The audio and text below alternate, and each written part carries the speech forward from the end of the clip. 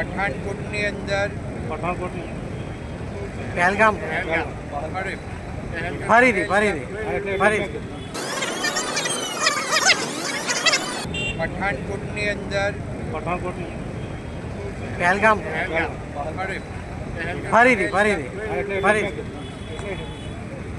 પહેલગામની અંદર જે રીતે પાકિસ્તાનના આતંકીઓએ નિર્દોષ લોકો ઉપર હુમલો કર્યો, આખા દેશમાંથી જે સ્થળે ફરવા ગયા હતા અને ફરવા ગયેલા આતંકીઓએ જે લોકો પર હુમલો કર્યો એની અંદર મહિલાઓની જાન લીધી અને પુરુષોની પણ જાન લીધી અને એમાં ઘાયલ પણ થયા.